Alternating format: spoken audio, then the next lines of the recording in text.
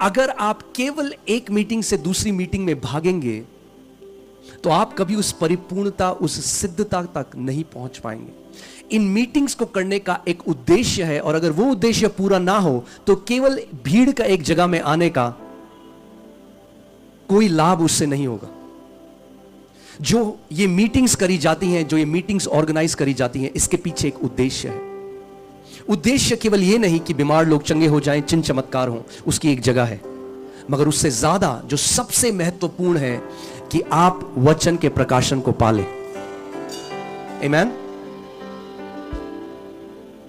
क्योंकि अगर आपने अपना अधिकार नहीं समझा,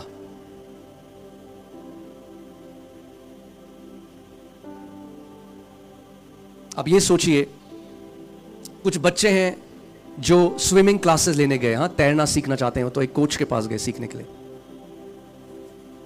और उसने उन्हें सिखा रहा है कैसे, मगर वो खुद नहीं तैर रहे, खुद प्रैक्टिस नहीं कर रहे।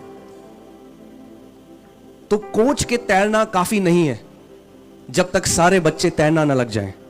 ये जो 5 फोल्ड सेवकाइयां हैं, जो apostle, profit, pastor, evangelist, teacher, ये जो 5 सेवकाई परमेश्वर ने अपनी देह में रखी हैं, वो इसीलिए रखी हैं कि हर एक बेटा और बेटी परिपक्व हो जाए और वो स्वयं महान कामों को कर सके।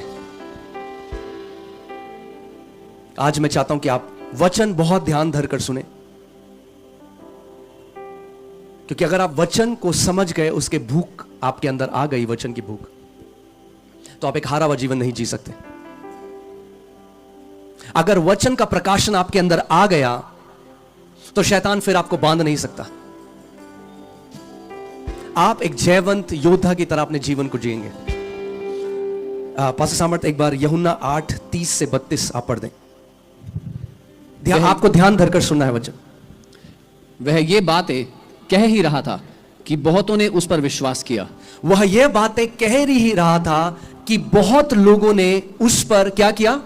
विश्वास किया। तो जब प्रभु यीशु मसीह गूढ़ की बातों को, उस परमेश्वर के राज्य की बातों को बता रहा है, तो बहुत सारे लोग जो भीड़ में हैं वो यीशु के ऊपर विश्वास करने लगे। जब कोई व्यक्ति यीशु के ऊपर विश्वास करता है तो वो क्या बन जाता है? विश्वासी। तो ये लोग विश्वासी हैं क्योंकि इन्होंने यीशु पर विश्वास करना शुरू कर दिया।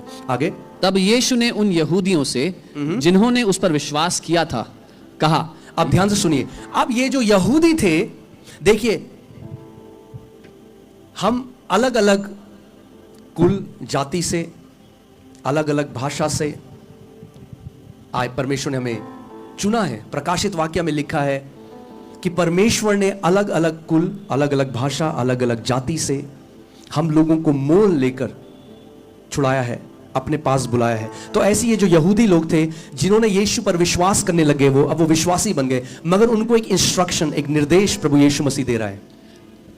यदि तुम मेरे वचन में बने रहोगे, यदि तुम मेरे वचन में बने रहोगे, तो सचमुच मेरे चेले ठहरोगे। तो सचमुच मेरे चेले ठहरोगे। तुम सत्य को जानोगे, तुम सत्य को जानोगे, और सत्य तुम्हें स्वतंत्र करेगा। यानी वे स्वतंत्र नहीं थे। आज कितने सारे लोग हैं जो स्वतंत्र नहीं हैं, अपनी सोच में स्वतंत्र नहीं है, अपने शरीर में स्वतंत्र नहीं है, अपने फाइनेंसेस में स्वतंत्र नहीं है, अपने जीवन में स्वतंत्र नहीं है। और कई मसीह लोग सोचते हैं कि अगर मैं आंसू बहाऊंगा तो मैं परमेश्वर को मना लूंगा कि वो मेरे लिए वो कर दे जो मैं चाहता हूं।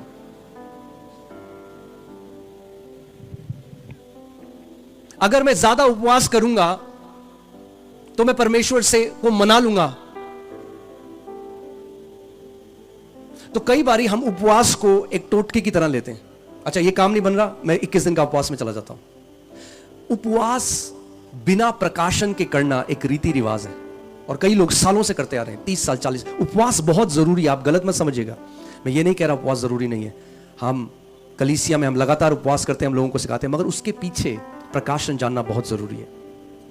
तो प्रभु यीशु मसीह इन यहूदियों से कह रहा है जो विश्वासी बन गए कि अगर तुम मेरे वचन में बने रहोगे तब तुम मेरे चेले ठहरोगे। ये विश्वासी है, यानी जो कोई यीशु पर आज विश्वास कर लेता है वो विश्वासी है, मगर चेला वही है जो उसके वचन में बना रहता है।